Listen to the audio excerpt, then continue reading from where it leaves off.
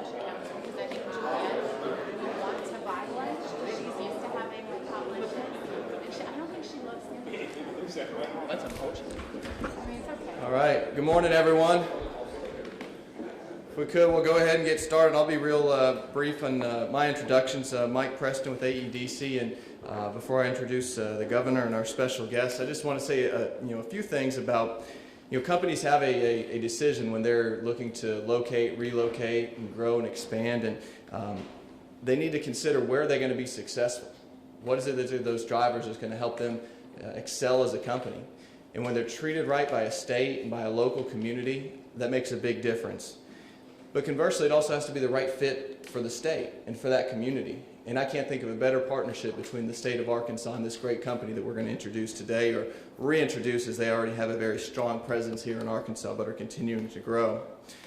But I think about what it means, and it means about relationships and partnerships. And this is a partnership I go back to when the governor first took office, and one of our first recruitment trips to Europe and the Paris Air Show, we sat down and started talking about the long-term prospects of what a partnership with this company, with the state of Arkansas, would mean, and how it's continued to grow over these years. That partnership has been so important. It's been incredibly important for the partnership with the Ouachita Partnership for Economic Development in Calhoun County, and James Lee Silliman and your leadership and what you've been able to do, and how you've partnered with our team and Clint O'Neill and Catherine Holmstrom, who really led this project through. The partnership with the school systems, with SAU and SAU Tech, and what that means. But then really, it comes together as that partnership between the talented workforce that we have in South Arkansas, and then a great company recognizing that talent and coming together, and what that means. And that's why we're here today, to be able to talk about this expansion and this growth project that we have. So as you can see, it's a partnership, and economic development really is a team sport. So it's my honor to introduce the head ball coach of that team sport, the head coach for the state of Arkansas, Governor Asa Hutchinson.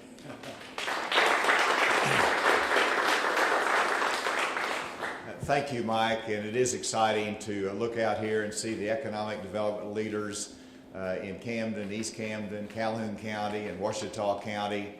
We have some of our key legislators. The speaker is here. Thank each of you for joining me, and I'm delighted to be joined to my left by Eileen Drake, who is the CEO of Aerojet Rocketdyne, who is a dynamic leader in the aero defense industry. She served 7 years as a U.S. Army aviator.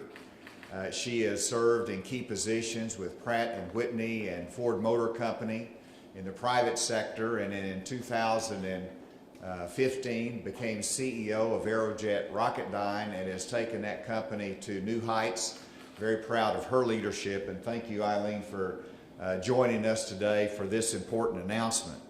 Aerojet Rocketdyne is a world leader in manufacturing solid rocket motors and warheads for the defense industry. And so it's important to Arkansas, as a great Arkansas-based manufacturing facility, but it's also very important to our national defense structure. Aerojet Rocketdyne has a manufacturing facility in East Camden with over 700 employees. And they are an incredible facility with a very important mission, and I want to emphasize the importance of the aero defense industry to the state of Arkansas. We have been meeting with them regularly, as Mike Preston has indicated, continuing to develop that relationship, and they have been moving significant operations from Sacramento from a manufacturing standpoint, and we've been able to capture and have those operations expand in Arkansas. Today I'm pleased to announce that Aerojet Rocketdyne will be adding 141 new jobs in East Camden at their facility that will have an average wage rate of $55,000 each.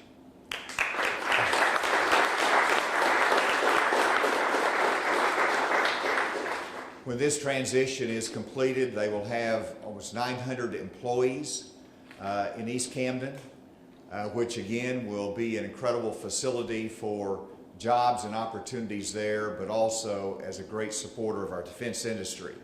Before Eileen comes, I wanted to talk about the importance of the aero defense industry to the state as a whole.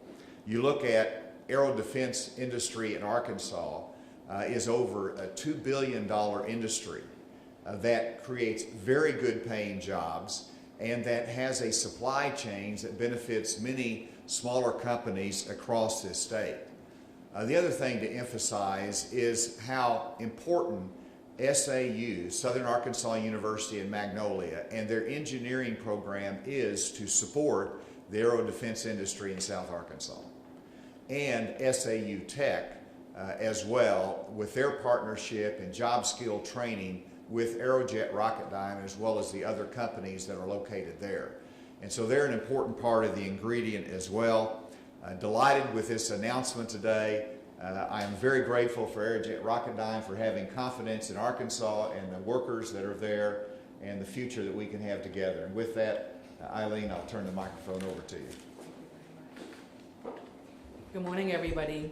And I want to say a special thank you to Governor Hutchinson. As he mentioned, he's been a wonderful partner to Aerojet Rocketdyne and to myself as well as the CEO of Aerojet Rocketdyne. I'd also would like to thank the Arkansas Economic Development Commission headed by Executive Director Mike Preston, the Calhoun County leaders like the Honorable Judge Floyd Nutt, and the Ouachita Partnership for Economic Development headed by Executive Director James Lee Silliman, for their support of Aerojet Rocketdyne and all of our plans to expand our operations in Camden, and together our investment is over $50 million. Aerojet Rocketdyne has a very long, successful partnership with the state of Arkansas. For almost 4 decades, we have developed and produced important defense products and capabilities that have helped keep America safe.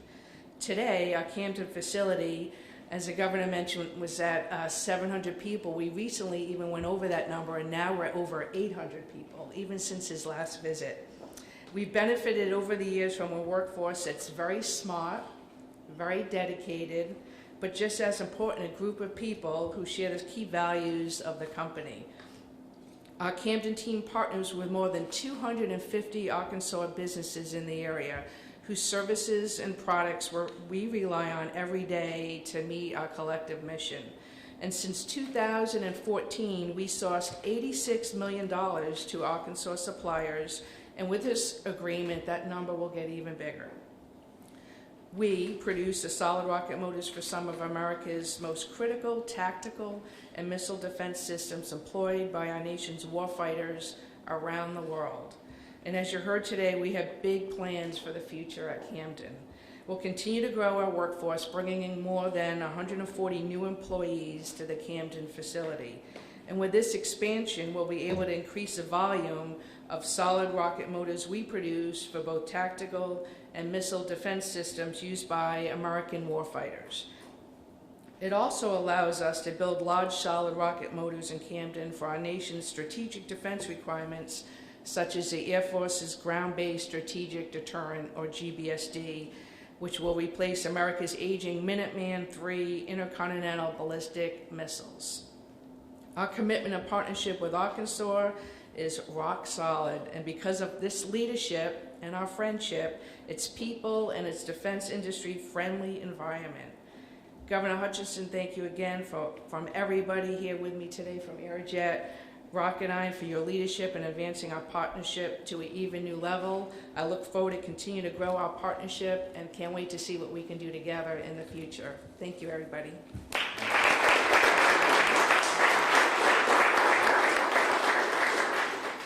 With that, be happy to take any questions. Wes? Are you at that facility in Camden, or are you building rocket motors for just Lockheed, or do you have other partnerships? Thank you. So we have other customers, and this is really our center of excellence for solid rocket motors. So all of the work that we do for the defense organization comes out of this facility. What are the state and local incentives that are going for this project? Mike, you want to? We can get you a detailed breakdown, but it's a combination of tax back, create rebate, quick action closing fund, and then the local community has participation as well in the form of a pilot agreement.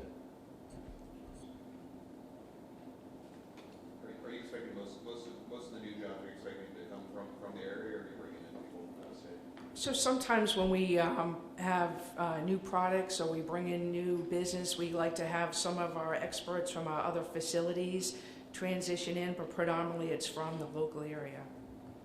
And we're happy to bring people in. We're growing as a state. We welcome. Yes. Are you expanding the facility itself, and by how many square feet, and also are all jobs full-time?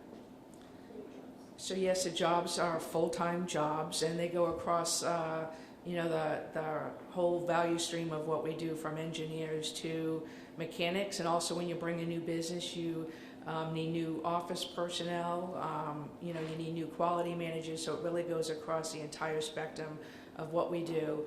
Recently at Aerojet Rocketdyne, we've invested in many buildings to include at Camden. We've built over 10 new buildings at the Camden facility alone. This will need new buildings. As far as the square footage of those buildings, I could get that for you. Governor, to change topics a little bit, the Arkansas Democrat Gazette over the weekend released an investigation which found that the total number of victims of gunfire in Arkansas since 1999 has reached over 8,000 at a per capita rate that ranks Arkansas 7th worst in the nation. The newspaper also looked at 5 laws that other states with lower per capita rates of gun violence have passed. Those laws are universal background checks, waiting periods, safe storage, mandatory reporting of lost and stolen firearms, and red flags. I want to get your reaction to the findings of the investigation, and also whether any of those proposals would have your support. Well, it was a very thorough story. I enjoyed reading it, but I also enjoyed another story in the same newspaper, which was about the Get Rock Task Force that was created in response to the violence and the shootings in central Arkansas, and the success of that task force, which I called to be created. And I think that was an appropriate response in which we had federal, state, local investigators all together sharing information, and had some very positive results. And I applaud the U.S. Attorney on his leadership of that as well. In terms of some of the other laws that are being considered in other states, there's some of those that I don't believe would make any difference in the issue of crime and violence. The objective that we have is to keep firearms out of the hands of convicted felons or those that have been adjudicated with mental illness. And we want to continue to make sure there's proper information in our databases and that our Arkansas Crime Information System can put the information in there that's needed. The other thing that I think is fair to look at is the red flag law. It has to be accompanied by due process. It has to, because you're dealing with sensitive constitutional rights and liberties. And that's fair to look at it. I know that some legislators are here that have looked at that as well. So that could be a debate in the next session of the legislature. So we're looking at that, open to it, but it has to be accompanied by adequate due process protections. Is that the main focus that you think will be looked at in the next session? Well, some of those are non-starters because they're infringing upon the rights of legitimate firearm owners, average citizens that simply want to protect their home and their property, or to exercise their Second Amendment rights. So some of those ideas are non-starters that's going to infringe upon that. And so that's why I limit it to making sure our databases has the right information so that convicted felons or those that might be adjudicated mentally ill don't have access to purchase that firearm. Beyond that, I think the red flag law that deals with those that might have a challenge, that might have a reason to believe that they're a danger to themselves or to others, and that the firearm ought to be taken away because of the danger. That again is dealing with a sensitive constitutional right. It should happen without an adjudication and clear due process that's involved. And so that's what you want to look at, and I think that will be a subject of review for the next legislative session.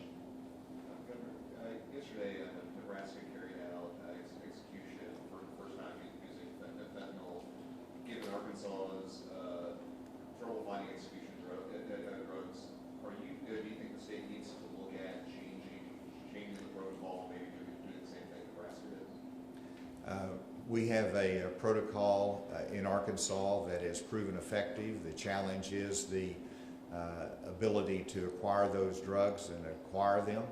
And in order to have that opportunity to acquire those drugs again, it looks like we're going to have to pass legislation that will protect the identity of the manufacturer. And so I think that will be the next step in the process, and that will be addressed next January. At this point, you're not looking at or proposing any changes to the drugs that are. No, I think I just sort of glanced at the headline, but I think the state, North Dakota? Nebraska. I assume that they had flexibility to manage and to determine the method of execution. And so they were able to bring in a new drug. Ours is defined by statute, and the parameters are very narrow. And so I think we'd have to have some statutory changes to have that kind of a new drug inserted into the mix. And I've always been hesitant to do that because what we have right now has been approved by the court system. So I don't want to start that review process again. So I'd like to be able to stick with the same protocols, just to tighten up the legislation to protect the identity of the manufacturer. And I'll be happy if there's other questions that are off subject. I'm happy to take them afterwards, but I don't want to abuse our audience here and take away from the good news that we're offering today. And again, I want to thank Eileen for Ms. Drake for this leadership and this opportunity to expand the aero defense industry through one of the great manufacturers and defense partners, Aerojet Rocketdyne. Thank you very much. Thank you.